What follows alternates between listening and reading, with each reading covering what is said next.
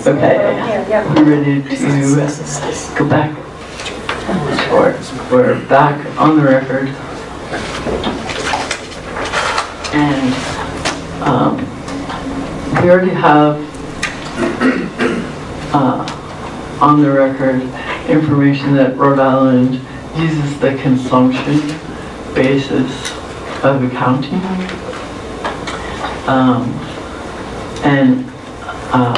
I'm not going to admit either of these items, the first of which is the memorandum recommending the adoption of it. We already know that that's what's in effect in Rhode Island. The same for the meeting minutes of May 11th, 2016. I don't think that, particularly since they've been offered so late, they're not necessary. We already have that information. And I think you might want to get to the substance of the witness's rebuttal testimony.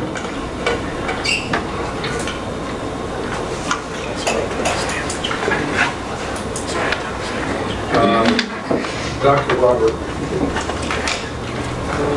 Running microphone, please.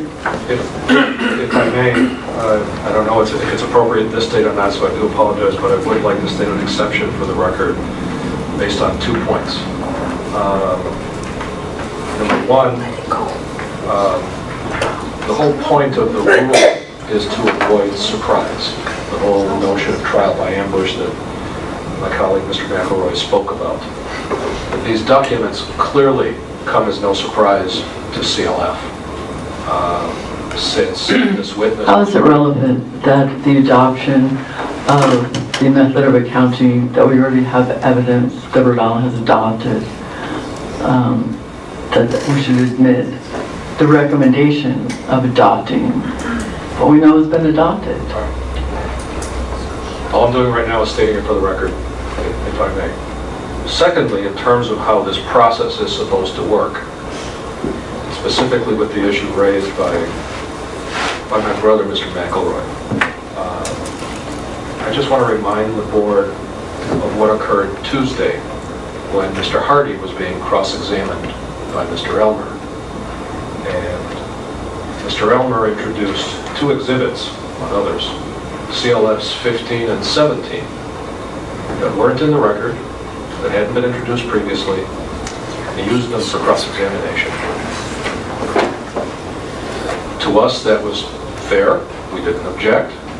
Some might say, okay, you waived your objection. But the bottom line is that's how this process has been operated. I'm stating this for the record. I'm not trying to convince you to change your mind, Chairperson. I'm just suggesting that the description of the process that we heard from Mr. McElroy is not consistent with how this hearing has been proceeding. With that said,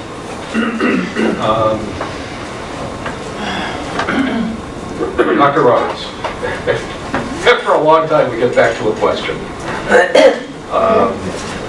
I am referring to,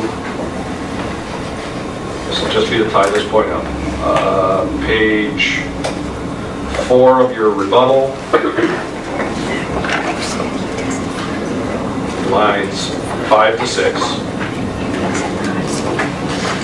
Moreover, that decision with respect to the adoption of consumption-based accounting in Rhode Island, you see that that's what this is referring to? Correct?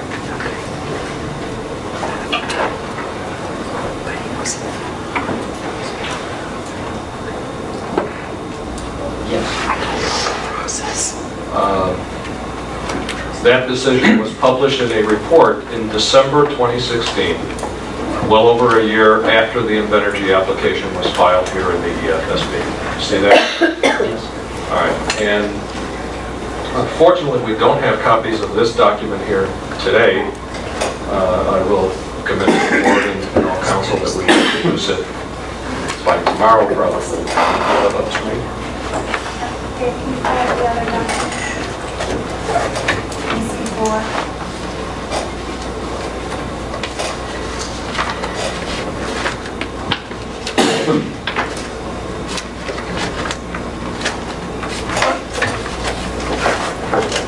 first page, please. Yes, ma'am. There we go. And that's the document that you're referring to in the portion of your testimony that I just quoted, correct? I believe so. Okay. And if we go to page 7, footnote 2, we could blow that up since we don't have hard copies yet. There we go. You recognize this as the confirmation in the report that you testify about in your pre-filed rebuttal of the adoption by Rhode Island of the consumption-based method of carbon accounting. And the EC4's formal adoption of the use of consumption-based emission accounting, because this method more realistically comports with the regional nature of New England's electric grid and is consistent with the approaches taken by neighboring states. It can also be a more informative metric for state-level policymaking because many policy instruments available to states have more influence on electricity consumption than electricity generation. See that? Down at the bottom of the footnote. Yes. Okay. And this again, just so we're clear, this is the document that's referenced in your rebuttal testimony, page 4, lines 5 to 6, correct? Yes. Okay. Move this well. Once we have hard copies, I'll move this one in full. This would be number, Ms. Verdi? 188. 188. No objection.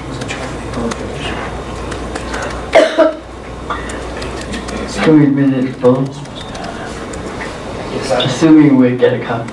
Yes. Yes, it was specifically referred to. It's admitted full.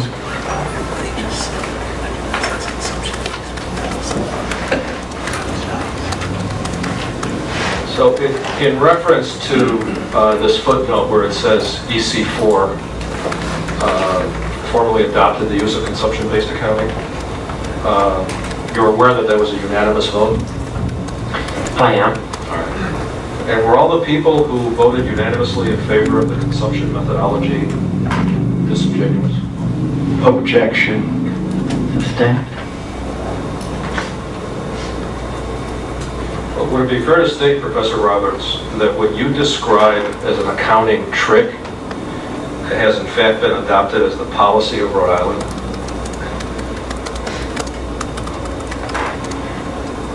I would make 2 points. The first is that this adoption of this methodology was for the planning, that is for the greenhouse gas emissions reduction plan that was released in December 2016. The second point would be that the decision was made without proper information delivered to both the stakeholder panel, what was it called? There was an expert panel that was set up to help develop the methodology for the greenhouse gas emissions reduction plan, and also by the EC4. That these, I would not characterize them as disingenuous, and I would like to amend my earlier answers that I think many of these decisions were uninformed about the grave risks that come with changing the methodology for accounting who's responsible for greenhouse gas emissions halfway through a process. So now you no longer believe that people who voted in favor of this are disingenuous? Objection. Just answer that. Sustained. Can I ask for the basis of the objection? Haven't we already been through this? Not with respect to this document, Chairperson, but I'll move on.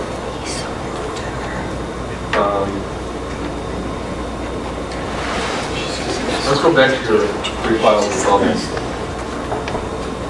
The balance of that paragraph that I read to you from before where you mentioned this the emission reduction plan. Starting at line 6. Which page are you on? I'm sorry, page 4 of the rebuttal testimony.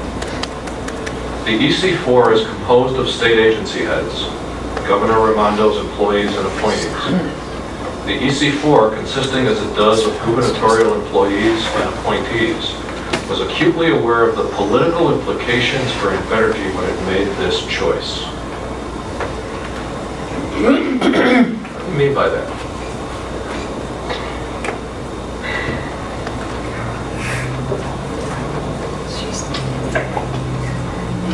Decision-making by...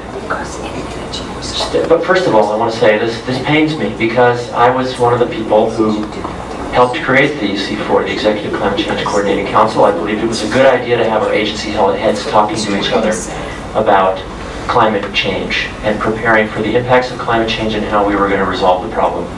And I think there were times when the EC4 was effective, and there are times when it's not achieved very much.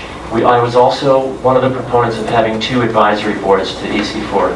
One is a general advisory board, and the other is a scientific and technical advisory board on which I sit. I want to express my frustration at how the EC4, and especially the scientific and technical advisory board, it's mandated with providing current scientific information, both about the impacts to the state of Rhode Island and to how we're going to reduce our emissions rapidly enough.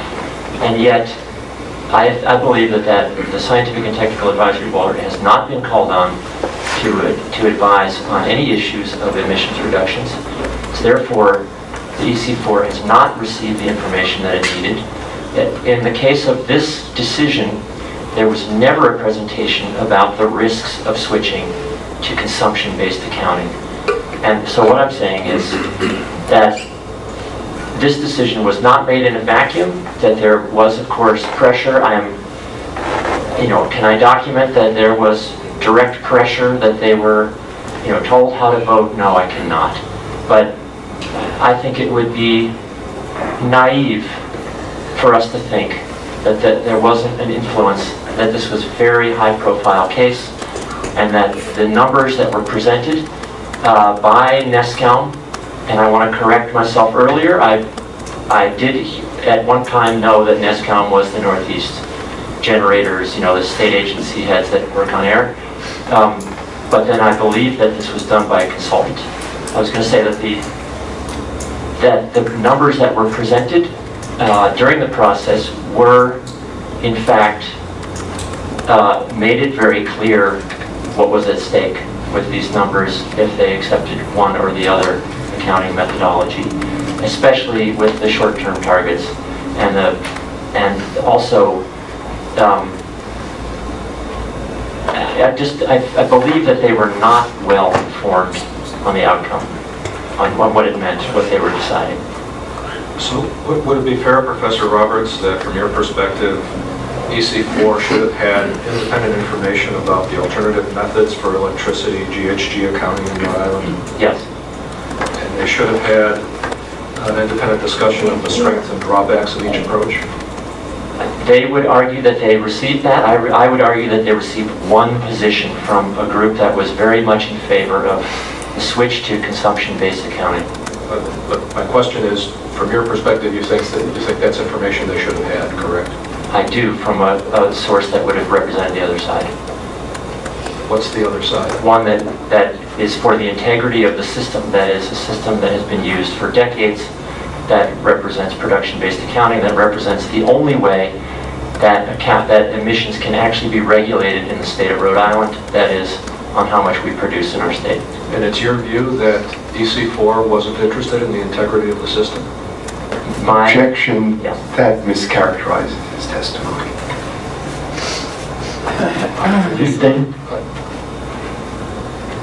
When you said a viewpoint from, I lost track of all the words, I remember integrity of the system, that jumped out at me. What were you referring to with respect to interest in integrity of the system?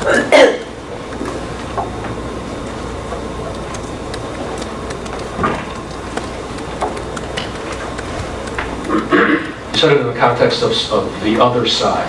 Do you want to report it or read it back? Sure, thank you. Thank you. His answer, please.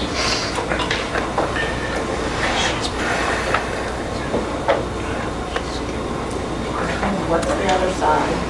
The answer was one, that is for the integrity of the system, that is the system that has been used for decades, that represents production-based accounting, that represents the only way state of Rhode Island. That is how much we produce in our state. So if I understand you correctly, you think that EC4 should have been receiving advice from someone who was arguing for the benefits of production rather than consumption-based accounting? I do, and I will say that there was nobody on that committee, that the stakeholder group that was brought together to draft the greenhouse gas emissions reduction plan of 2016, who had any knowledge of those, of the intricacies of this issue. And for myself, every time I was able to attend, I did as a citizen. And every time that I attended, I spoke. And I raised this issue several times during the process. However, trying to address an issue of this complexity, as maybe these last 2 days of testimony show, in public comments at the end of a meeting in which the meeting is already into overtime, it is not a fair way to assess something as massively impactful as how we account for whether we're meeting the targets that were drafted and approved by the legislature of the state of Rhode Island. Well, Dr. Roberts, weren't you yourself on EC4's expert panel? Yes, I am. However, I'm still an appointee. However, as I said a moment ago, I am not the chair of that committee, and the committee has not taken up emissions reductions and how we're going to reach them. Just so we're clear, you were on the expert panel. You did espouse the position of what you'd refer to as the other side, correct? To EC4. When I stood up at the end of the meeting and as a citizen, I would identify myself as a private citizen and as a member of the Scientific and Technical Advisory Board. But the Scientific and Technical Advisory Board never considered how to reduce emissions in the state, how we were going to meet our targets, nor was it asked for, nor did it deliver ever a policy document reviewing the science of emissions reductions in the state, for the state of Rhode Island. Well, let's go back to your rebuttal testimony again, page 4, the paragraph before the one I've been focusing on up until now. Starting at line 1, after yes, I certainly am. That decision, again referring to the adoption of consumption-based carbon accounting, that decision was made against the strongly expressed advice of some of us on the EC4's own expert panel, and in repeated public comment in meetings, plural, of the group, charged with overseeing public input on the study, and against the strong and united opinion of the entire Rhode Island environmental community. Wasn't that the expression of the opinion by what you refer to as the other side?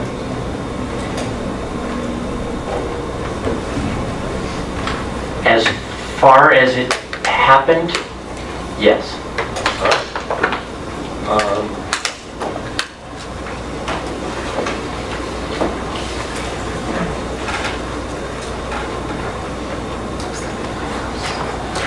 Going back to the information that you believe the EC4 should have had, should they have had information on the regional context, considerations in choosing between a generation-based and consumption-based approach?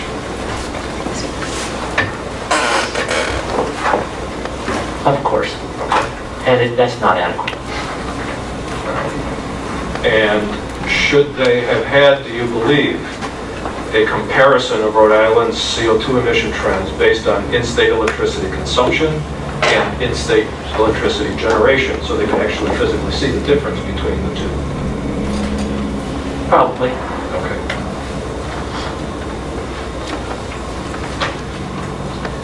And are you aware of the fact that that EC4 in fact had all of that information from NESCOM? Yes.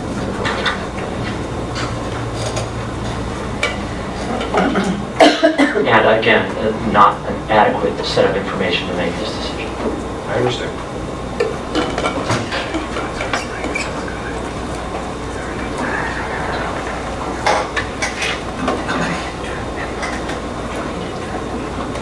Let's go to page 24 of your rebuttal, please, Dr. Roberts.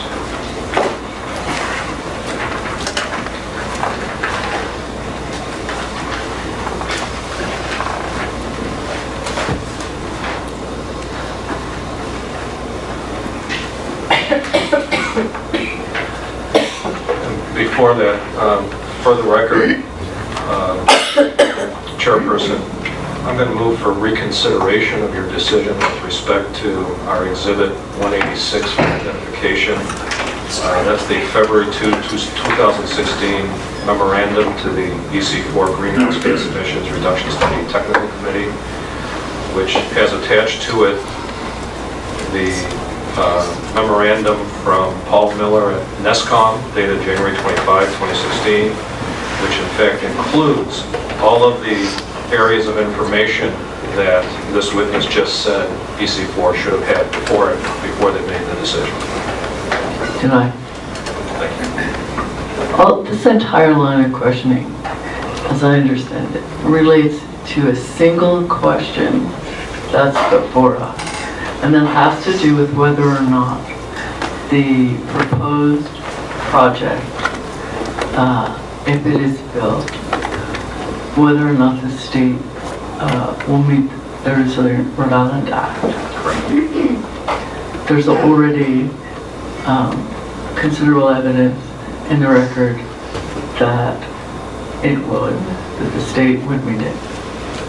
We already have evidence on the record that Rhode Island has adopted the consumption-based accounting method for CO2 emissions.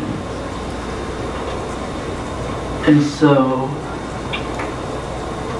how are we best using our time by continuing to ask about whether or not the state has adopted the consumption-based accounting? I'm going to answer your question with a very lawyer-like answer. I don't have to answer it actually because I'm done with this subject. Mercifully. So if we could go to page 24 of your rebuttal, please, Dr. Roberts. Down to the bottom.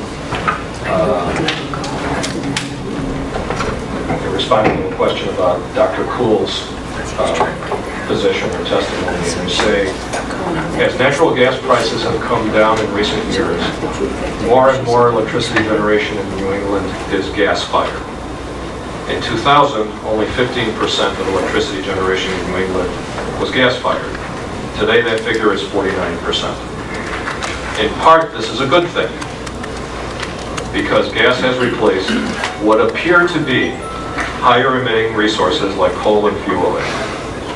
And just to be clear, you do know that coal and fuel oil don't just appear to be, they are in fact higher emitting sources, correct? That's disputed. All right. Well, would you agree with me that we must do everything feasible? Sorry, everybody was coughing. Sorry about that.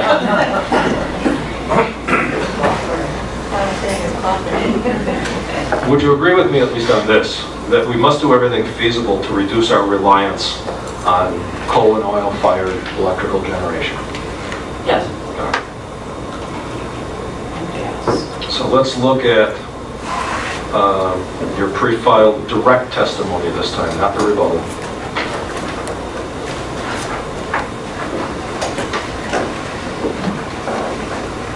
Page 17.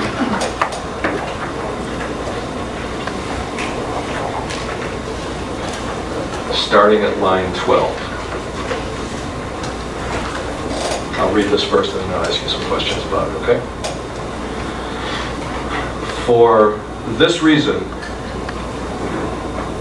you know what the reason is, but for this reason I would encourage the Invenergy Group to make a $700 million investment in Rhode Island for renewable energy. I note that in its January 12, 2016 presentation to the EFSB, Invenergy stated that while 37% of the generation capacity it has built over the past decade is fossil fuel generation, natural gas, 63% is renewable. Invenergy told the EFSB that it had built 8 wind projects in 2015, totaling 1,100 megawatts, and that it had built 726 megawatts of wind projects in 2014, including 2 each in Colorado, Quebec, and New York, and one each in Nebraska, Texas, and Poland. Investing in clean renewable energy would help lower the state's carbon emissions and would create 5 to 10 times as many jobs, including permanent jobs, as the proposed fossil fuel plant would. So first, frankly, thank you for the shout out about our position in the renewable industry. You're welcome. But with that said, in terms of your suggestion that we should spend $700 million on a renewable project in Rhode Island, would that be wind or solar? I have no opinion on that, How many megawatts? and it shouldn't be I'm sorry. necessarily one project. You know. Oh, it could be multiple projects. Indeed. Okay. Please. I think we're going to get to that. How many megawatts for that 700 million? I don't know. Well, whichever megawatts, however many megawatts it would be, would you be talking about nameplate capacity or production? I'm not an expert on that. Okay. Do you know there's a difference between nameplate capacity and production? I do. Could you explain your understanding of the difference between nameplate capacity and production? Objection goes way beyond direct testimony. Really? What does this have to do with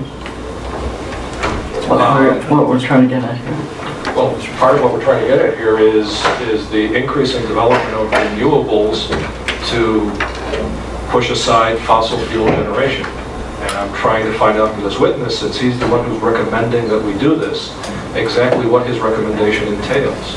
So we determine. I believe he made a generic recommendation for renewables over fossil fuel generated power.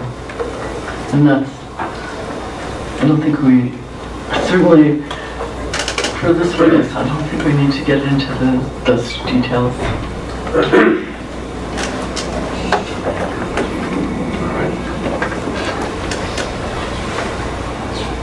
I may have a moment.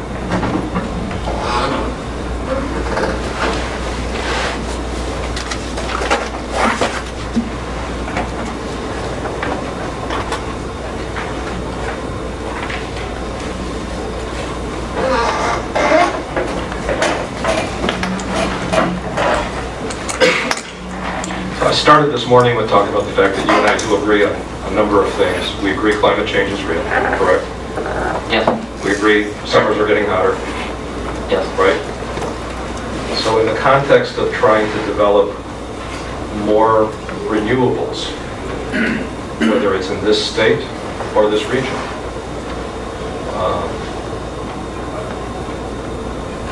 to displace fossil fuel facilities, where are they going to go and when are they going to go there? Same objection.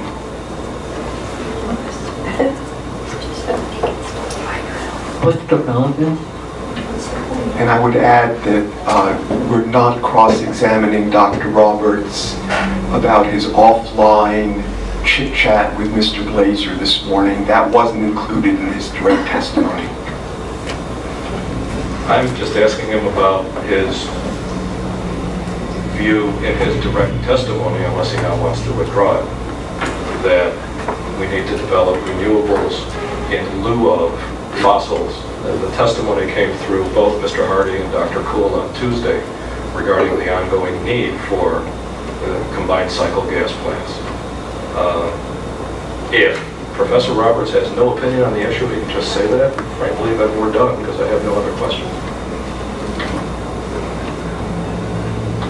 I guess I can answer that. I'm not sure what the question is.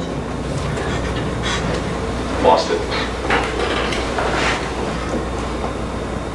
So in the context of trying to develop more renewables, whether it's in the state or this region, fossil fuel facilities, where are they going? Where are they going to go? And when are they going to go there? Right. Objection. That doesn't seem to embody what you said you were asking, John, that you wanted to ask. It sounded like you were talking about a question based on the testimony we've heard from other witnesses about the potential need for natural gas plants, highly efficient natural gas plants with the quick fire ability so that they can respond to the intermittent nature of the renewable. That is correct. But that doesn't really have, that itself doesn't have to do with how many megawatts or the particular location of projects to ask this witness. Okay. Fair enough. I'll withdraw that question, Chairperson.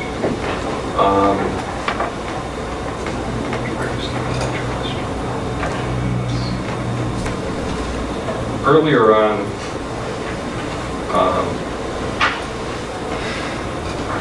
I believe it was in response to Mr. McElroy, there was a discussion about how, from your perspective, natural gas used to be a bridge fuel to the future. And I believe you said we need a new bridge. Remember saying that in response to Mr. McElroy's questions? I'm not sure if that's my exact wording. I mean that we're building a bridge of renewable energy, 0%, zero emission energy. Sorry. From your perspective, this new bridge, whatever it may be, is intended to take the place of the old bridge, which was natural gas, correct? Correct. All right. So when does that new bridge get built? So I think I partly responded to this this morning or whenever that was. I talked about how quickly the U.S. economy could turn if we all got serious about this. And I also referenced in my testimony some of the science that says this needs to happen extremely quickly. Maybe in the next literally 10 years, maybe even shorter. But I do think the science as I read it says that the United States should be at zero emissions by 2035. So there's your when.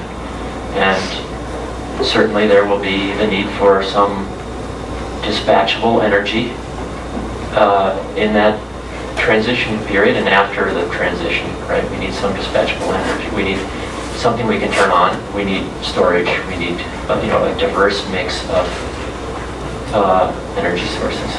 I do not have a plan, and this is where I really believe that we can be doing better in developing that plan. And yet we still don't have a plan to zero emissions in Rhode Island. Thank you, Dr. Roberts. I have no further questions. Before we do the redirect, I just wanted to ask a couple questions relevant to the line of questioning. Since Dr. Roberts, since Mr. Blazer just mentioned page 17 of your direct, I just wondered on that lines 18 through the bottom of the page, that you added in there that clean renewable energy would help lower the state's carbon emissions and would create 5 to 10 times as many jobs. Is there a reference or a citation for that? Where does that come from? Thank you for the question. I at the time I looked up those numbers and I don't remember where they came from, to be honest. Okay, thanks. The first question I think that you were asked was, will the plant, after some prelude, will the plant by itself have a devastating impact? And you said yes. Could you just expound on that? Yes, I would. I believe that the plant is important not just for its direct emissions, but for the message it sends and for the precedent it sets for our energy system transition.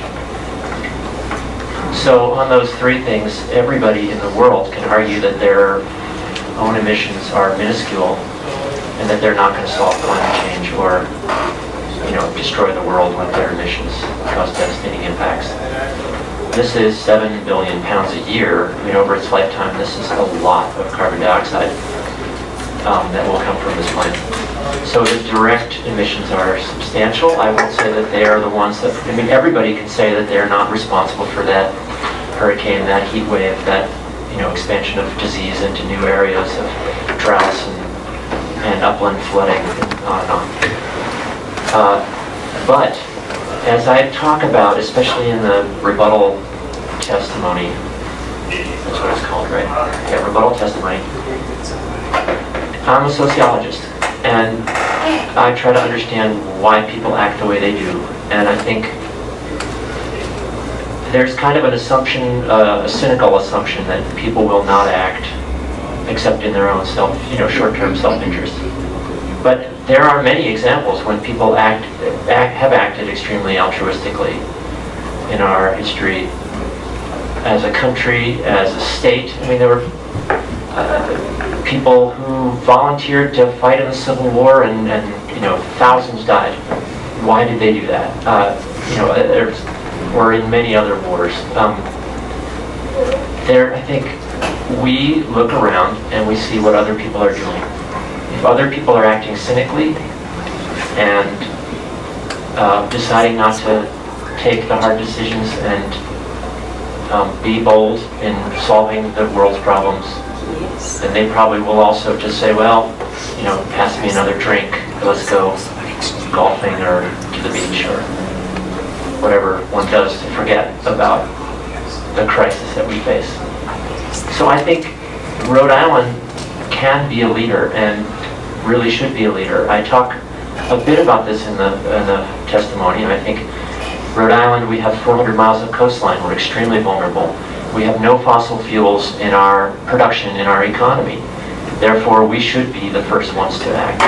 We are in one of the wealthiest countries in the world, and we're historically, the United States is responsible for the most greenhouse gases that are up there in the atmosphere, causing these storms, droughts, floods, and famines, heat waves, and so on, of any country in the world.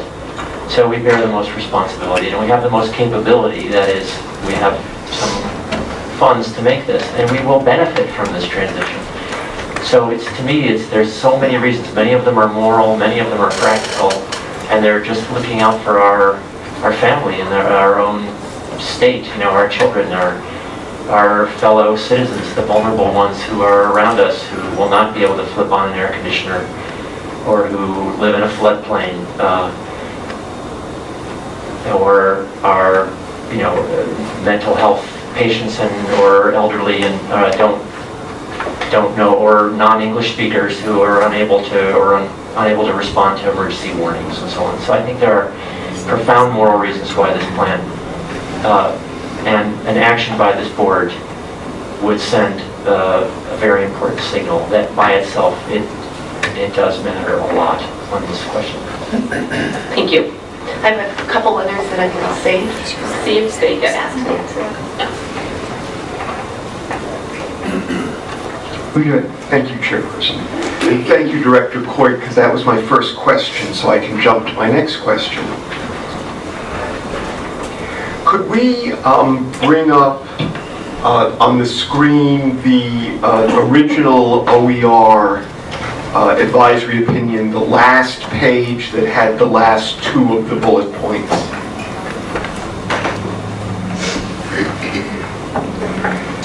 Dr. Roberts, Mr. Glazer asked you with regard to that third bullet point. It says, the last bullet point. It says development and operation of the project will not be detrimental to implementing Rhode Island's policies and statutory initiatives to increase energy efficiency and the expansion of renewable sources of electricity. You said you strongly disagree with that. Why? Right, so this is a complicated issue. And again, I'm not an expert on how power plants are dispatched by the ISO New England and so on. This is about whether building this plant will hurt our programs, implementing our programs, our policies, and our efforts to increase efficiency and expand renewable sources of electricity. I guess I would make a couple of points. One is that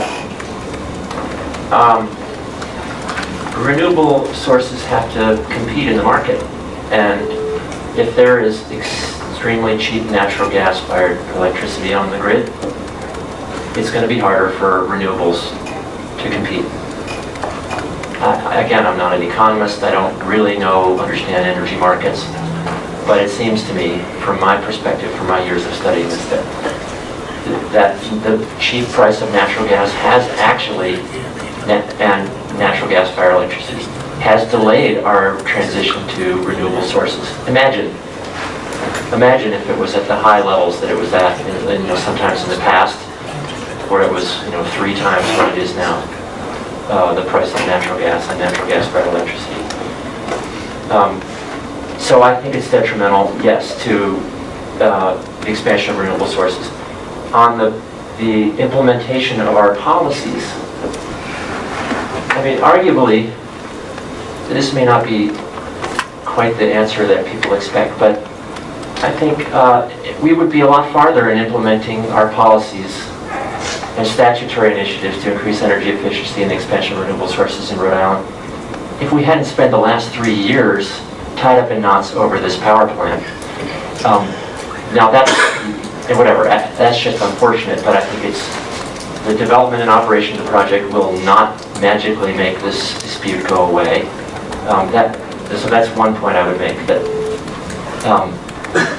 that there are better ways we can be spending our time, and those are developing and implementing these policies and statutory initiatives. But finally, it's just the nature of how societies work, that we mobilize and we take care of things when they're an emergency. And without the urgency of extremely strong goals, or even the situation where we urgently have to make this transition to 100% renewables, to 0% carbon, where we need reliable, adequate grid, seasonal storage to get us through times when there's shortages of renewable energies. We have to figure this out.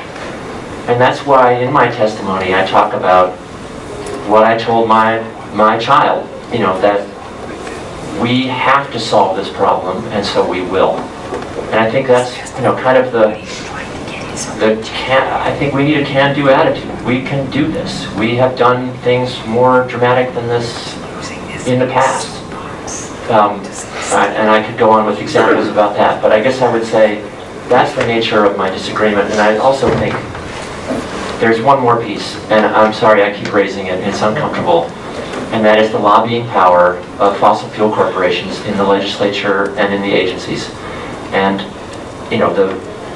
the Oil Heat Institute, the American Petroleum Institute, and others are at the State House, and they're at meeting with agencies, and they have interests.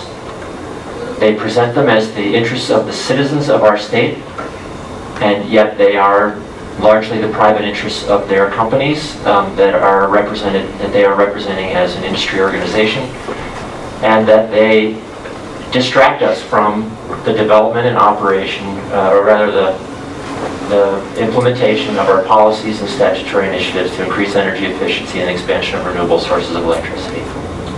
Thank you, Dr. Roberts. And Mr. Blazer also asked you about the second bullet point, the conclusion, and I want to focus or direct your attention to the last clause. Development and operation of the project will not hinder Rhode Island from meeting its greenhouse gas reduction targets under the Resilient Rhode Island Act. You said you strongly disagree. Please tell us why.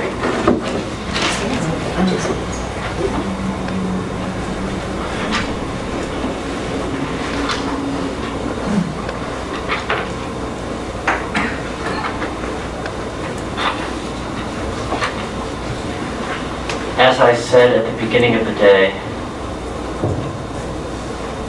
if you look at the numbers, this plant could increase our emissions by 30% in the state of Rhode Island within our boundaries. And the Resilient Rhode Island Act sets the targets of 10% emission reductions by 2020, 45% by 2035, and 80% by 2050. And the massive scale of this plant will make it impossible for us to meet those targets. Thank you. Mr. Blazer gave you some questions based on heat rates and efficiency of different forms of electricity generation. For the following question, I want you to assume that if this power plant were built, it would be the most efficient gas-fired power plant in New England. If that were the case, would you still urge the board to deny a permit to Invenergy? Yes. Why? For many of the reasons I've just stated, that is, we are building a long-lasting, large piece of infrastructure that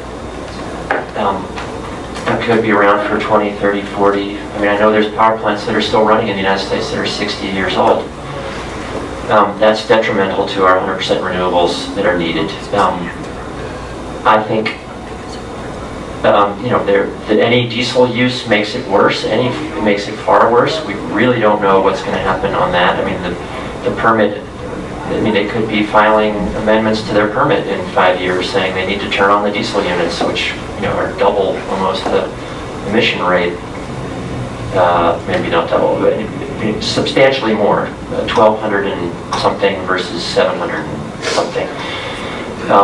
If this is in fact a baseload facility, something that has been debated, it could be emitting just massive amounts of carbon dioxide. If, even as Dr. Kuhl mentioned the other day, it's not running all the time, we're still, instead of emitting 7 billion pounds, we're still emitting 4 billion pounds a year or more, in whatever years out there in the future. That's, millions of metric tons that will make it impossible for us to meet our goals. Even if it's the most efficient plant, it's still taking us in the wrong direction. It'll make it impossible for us to meet these goals, but more, I mean, it's really a moral issue. If we need to stop building these, we're not going to solve this problem if we keep building these. We're deferring action on the most pressing problem that we face as a species. Thank you. Looking at your original pre-file testimony, the thicker of the two documents in front of you, page 8,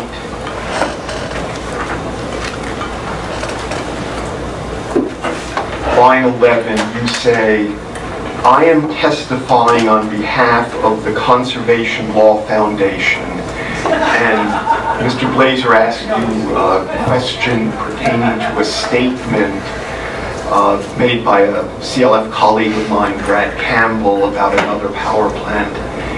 Do you know, sitting here today, all of the positions that CLF has taken on all of the issues in New England over the past 51 years?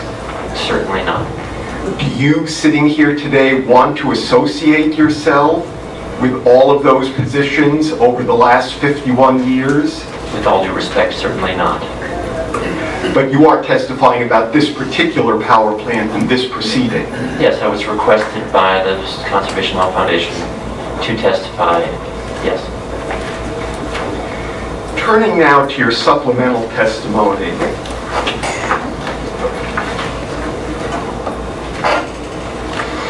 And this is coming back to what the chairperson said about getting into substance. At the bottom of page 3, starting at line 18, you're asked, are you aware of the fact that in interpreting the Resilient Rhode Island Act, the Governor's Executive Climate Change Coordinating Council considered this question and decide that's the question of production versus a consumption accounting, and decided to adopt consumption-based method of accounting. Do you see that? Yes.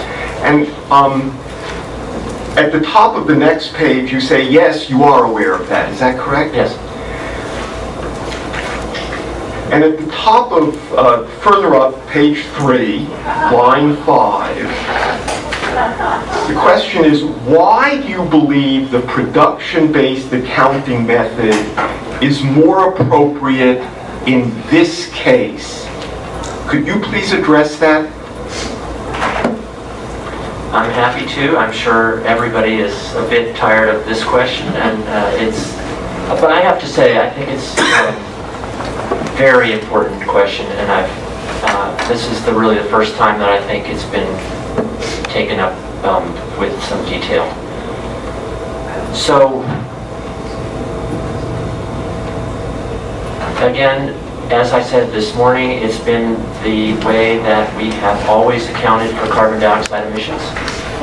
It's the only way that it's been reported for decades of the process of addressing climate change. So there's number one. We can't understand where we are if we keep changing portrayals of where we've been and where we are.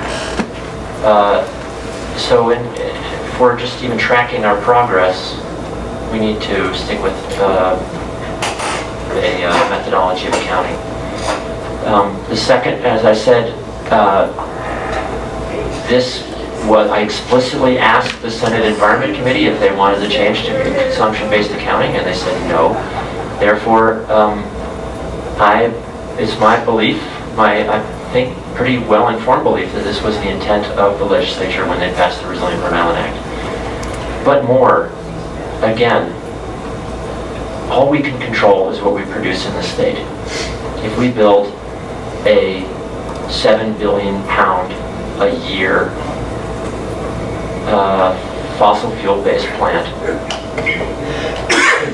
and yet we only account 6% of it, which would be the effect of adopting consumption-based accounting against our target,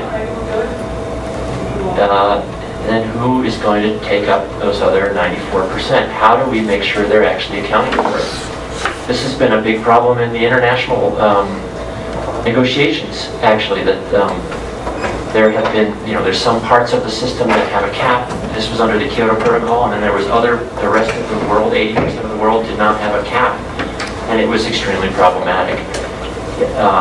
You push down one place, it'll come up somewhere else. So I think it's the only really legitimate accounting method, and it's the only one that we actually, in the state of Rhode Island, have the power to legislate and enforce the actions that influence whether we're meeting our goal or not.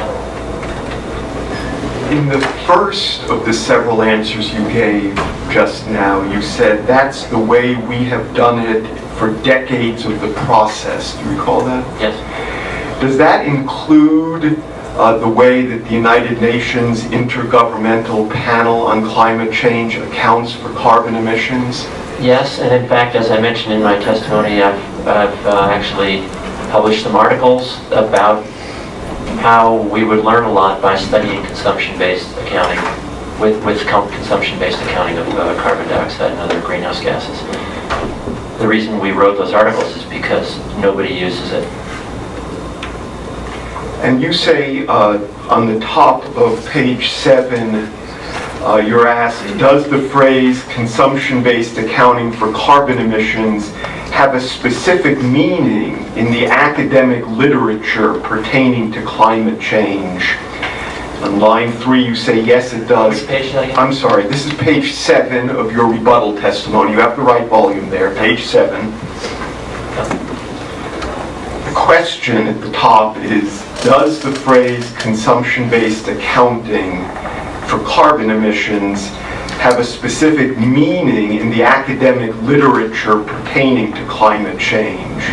You say, yes, it does. Can you discuss that, please? I'm happy to. So,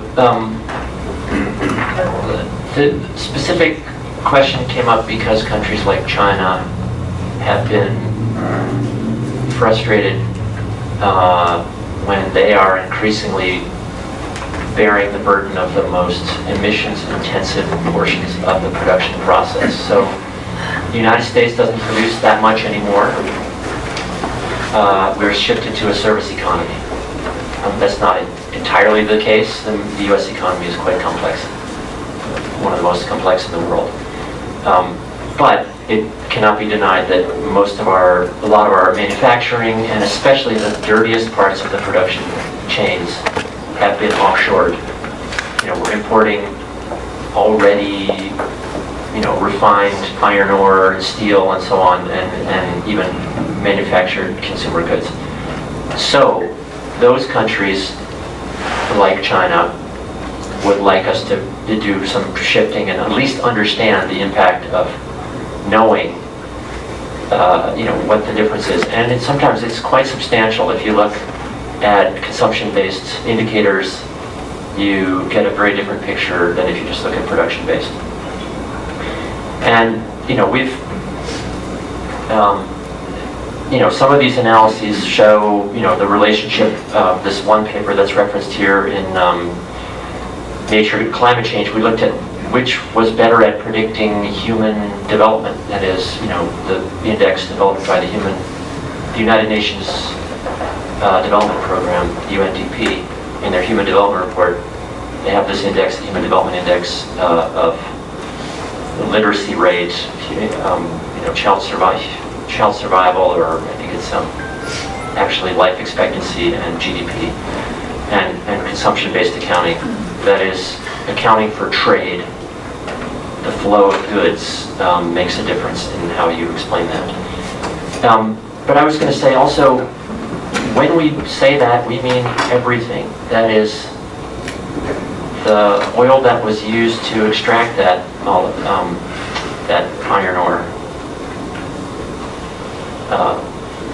the methane that was released in the drilling, the fracking, or in the pipelines, or in the storage and the transmission and all that.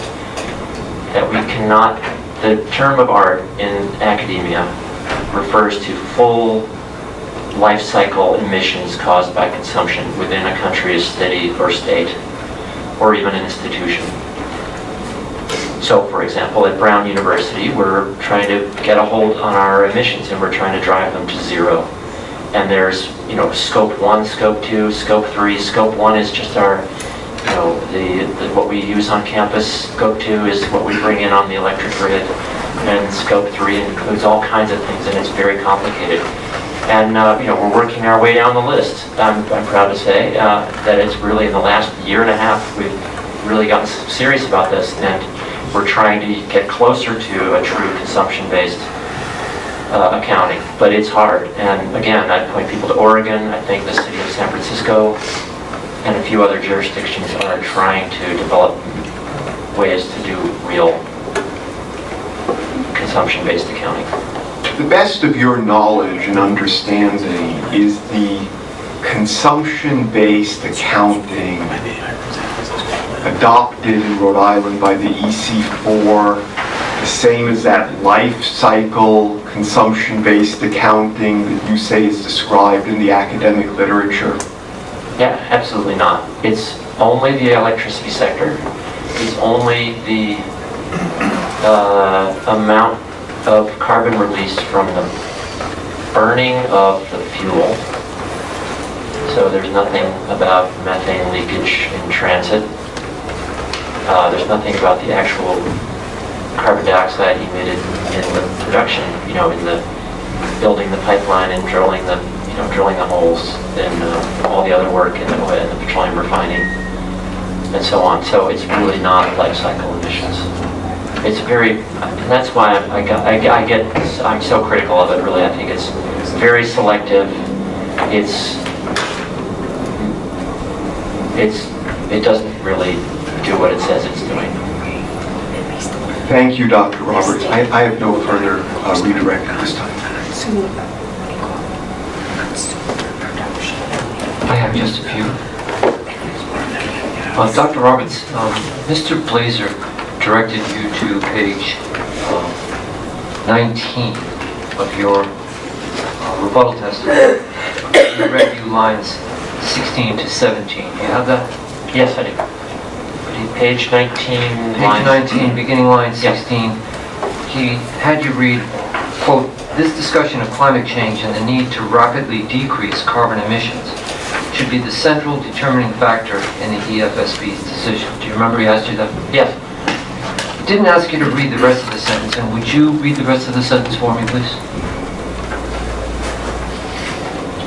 And should lead the EFSB to deny the permit, a permit to Invenergy for its proposed fossil fuel power plant.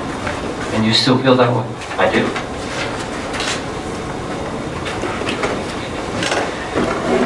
And I guess I wanted to say one more thing about that. I think it's also in the power of this board to do so. That it's stated specifically in Section 8 of the Resilient Rhode Island Act, which is quoted on page 20 of the testimony, that consideration of the impacts of climate change shall be deemed within the powers and duties of all state departments, agencies, commissions, councils, and instrumentalities. ... So, I think it's really the board is called on to do that. In your testimony, your rebuttal testimony, the previous page, 18, lines 6 through 7, you have a reference in there that carbon dioxide molecules stay in the atmosphere for 100 years on average, correct? Correct. There's no citation to that, though. Is that scientific based? It is based in science. That's from the Intergovernmental Panel on Climate Change, 2007. It may be cited somewhere else in the first volume. It's the common number that's used. All right. Thank you. And that's why our every action matters so much.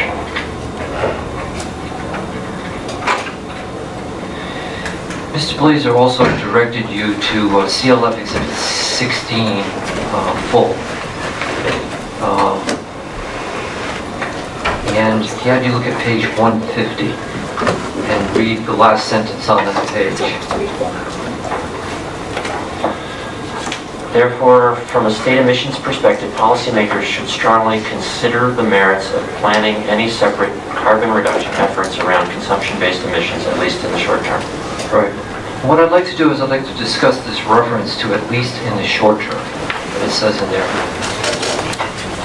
Are you aware that when this board makes a decision regarding whether to license this plant, that it needs to look at long-term considerations, and in fact, the law, the Energy Facility Siting Act, allows this board to license a plant only when construction, operation, and/or alteration of major energy facilities are justified by long-term state and/or regional energy need forecasts. Were you aware of that? I was not aware of that wording. Well, regardless of the obligation of this board to look at the long-term energy need forecast, is it your opinion in the area in which you practice that you need to look at the long-term as opposed to the short-term? Yes, I think that's a lot of what this debate has been about these 2 days. Do you think it's a problem, for example, I'm sorry, will you not finish? Go right ahead. Just to say that the picture is entirely different depending on how far out in the future we are looking. It may be that this plant reduces emissions by 1% for 3 to 8 years, or maybe even a little longer, but in the long term it's going to be an impediment to our state making the transition that it has to make. We cannot delay this any longer. And we need to be thinking longer term, and it will pay off. There are many great examples of some state policies that were, it was uncertain in the short term how it would work out, but in the long term has really paid off. And I would give the example of least cost procurement. The state of Rhode Island was the first in the country, as my knowledge, to develop legislation that instructed utilities, as I understand this, to meet needs in the cheapest way possible, and yet it's paid off in spades. That has led us to avoid a lot of investments that we would have in the end not really needed, and we've done it in cheaper ways, which often involves improving efficiency, developing conservation, and then now of course renewable energy has become cheaper and cheaper. You were here when the testimony was presented earlier by Mr. Hardy and by Dr. Kuhl, correct? Yes. Were you at all concerned that the outlook, the projection, was only 4 years instead of going out for the life of the plant? I would say stupefying. I don't understand that.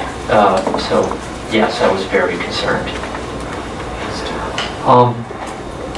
You're aware, I assume, that this board has an obligation to not license the plant if it thinks the plant will cause unacceptable harm to the environment, correct? Correct. And would you agree that the determination of the EC4 is just one factor for this board to consider in looking at whether or not the plant will cause unacceptable harm to the environment? Yes, I agree. And would you agree that that determination is not binding on this board in making its unacceptable harm determination? I agree. What is your personal opinion? Do you believe this plant will cause unacceptable harm to the environment? Yes, I do. As I've expressed, climate change is an emergency, and this plant will emit 7 billion pounds, and it will increase our emissions by 30%, and it will contribute to this global crisis, and it will undermine entirely any statement made by our political leaders, by our business community, by environmentalists, that we are leaders on climate change. If we claim to be, quote, standing up for the Paris Agreement, right, that was struck in the end of 2015 in Paris, which every country on earth, now even Syria, agreed to,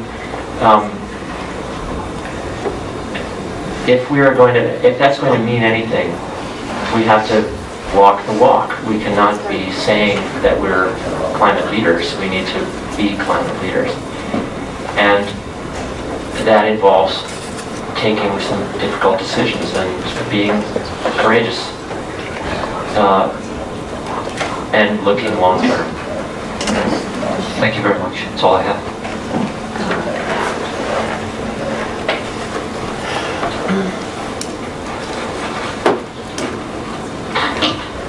Did you?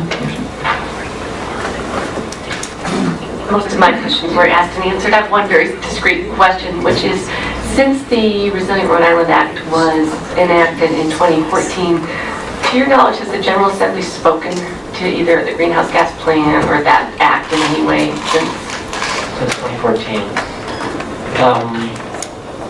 There was a package of bills on green energy in the Senate that was introduced in the Senate in the year 2017, I think. A package of bills, many of which they were led by OER, that I think did advance through the chambers, and most were enacted. Many of them involve extending our renewable energy standards. You know, some of our other programs are underfunded and not performing as well as they could be.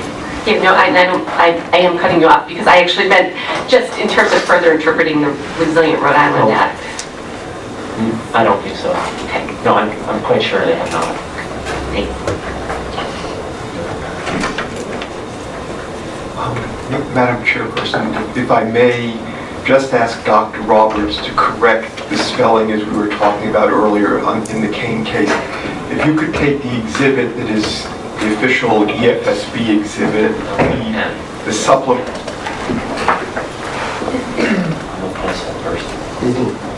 In the supplemental testimony, we're looking at page 6.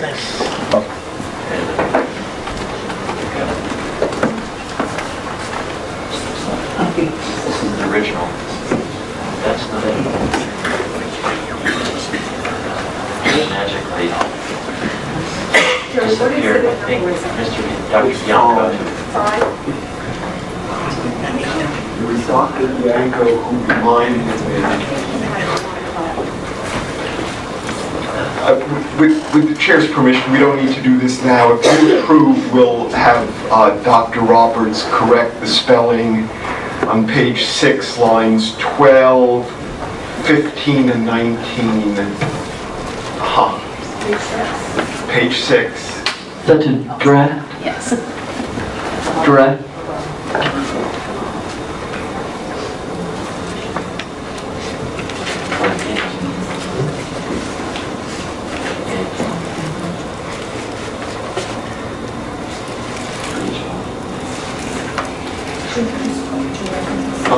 there's three, also line 19. 20, 15, and 19.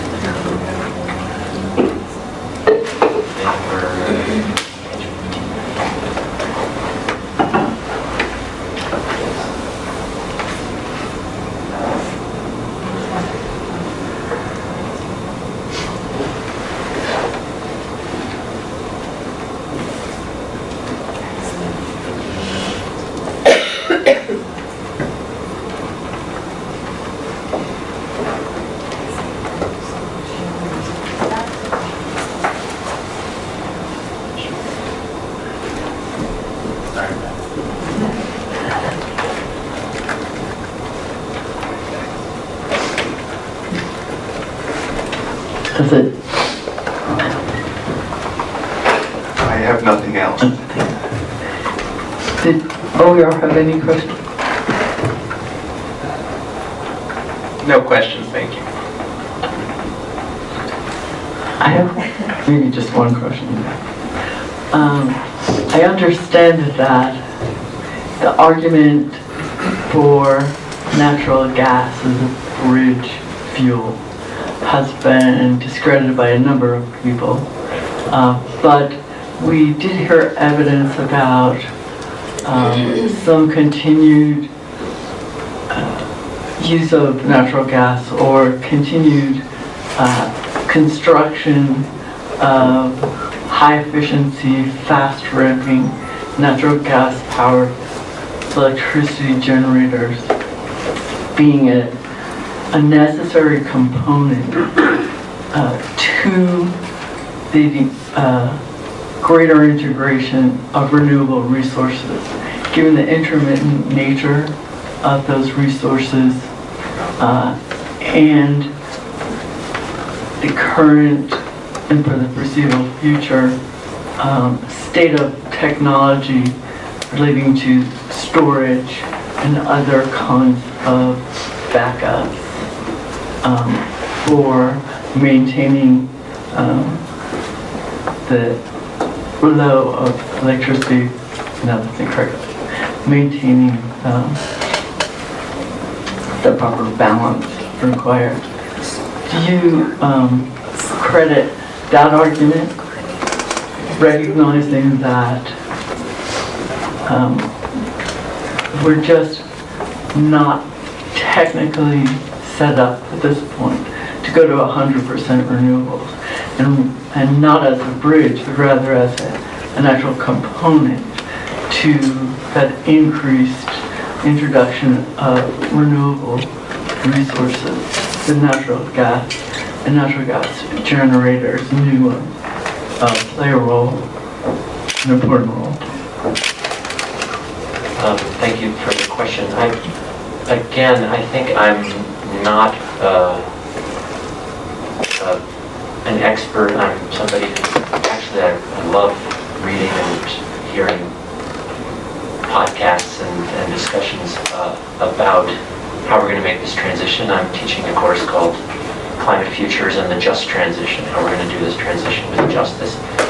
But I would say my opinion is that we have a fleet of many fossil fuel burning plants. This is my observation that at the peak of the heat wave a few weeks ago, that we still had 10,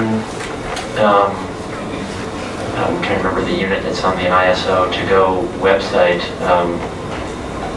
gigawatts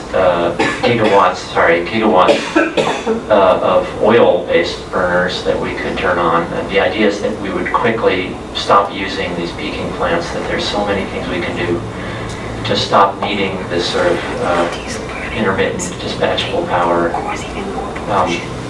And I would point to an initiative by some former students who have now developed a program called Shave the Peak, which involves encouraging people to reduce their energy use from 3 to 7 p.m. on heat wave days, which are, of course, the times when the demand spikes and energy prices soar and pollution gets terrible. So I think there's so much we can be doing. I don't think we've scratched the surface on most of our... Right, no, and I'm not suggesting that any of those should be abandoned, and in fact, I'm personally in favor of bringing them up. But the fact is, most of the plants that are currently operating are not nearly as efficient as the proposed plant, which has been compared to one other plant that's currently operating in Connecticut. That the plants that are currently operating are, I can't speak about them all, but certainly most of them are simply not capable of responding to that quick ramp up, being able to be called on immediately to deal with a sudden, if there's a volcano somewhere else, and suddenly the sky goes dark and all of the solar that's producing power is not available. Where you need something, that's a drastic example, you need something that can wrap up really quickly. And we also have testimony that indeed that kind of generating plant will displace those older plants that just don't have the capabilities that the newer plants have, but that they or something like that, something that can ramp up that quickly. You could just flip a switch for storage, but we just don't have the technology for enough of it now. But that's something that is required to more fully increase the percentage of renewable resources on the grid.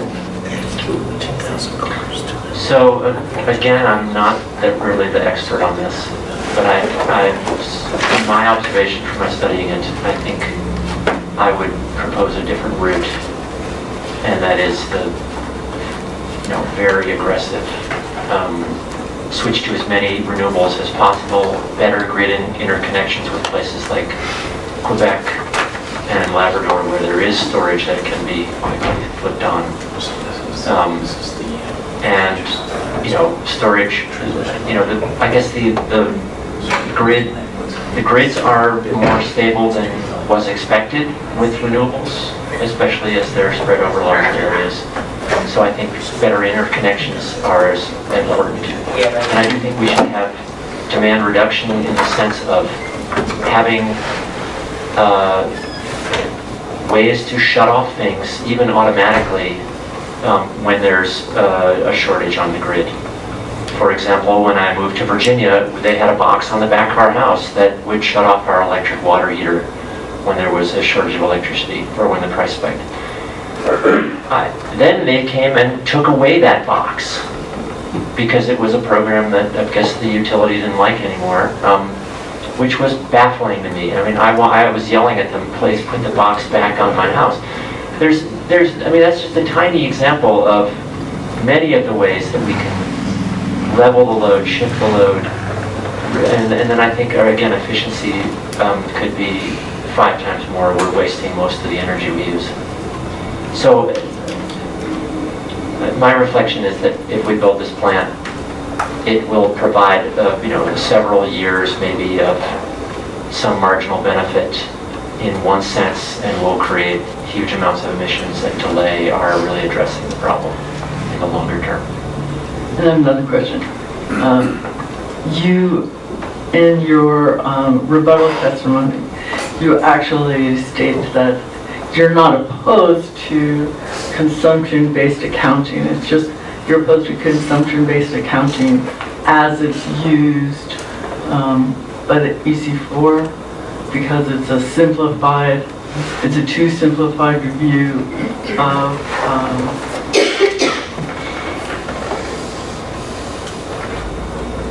capturing the emissions, that you would be in favor of consumption-based accounting if it were the more expensive model that you discussed. Yes, and it would take some resources for our state to have the capacity to really calculate that accurately. And that's just because it's so much more complex. There are so many things that are taken into Yes. account. Thank you. And many of them are not well measured. Anything further? Thank you very much, Dr. McKay. Okay. Drew, what's your...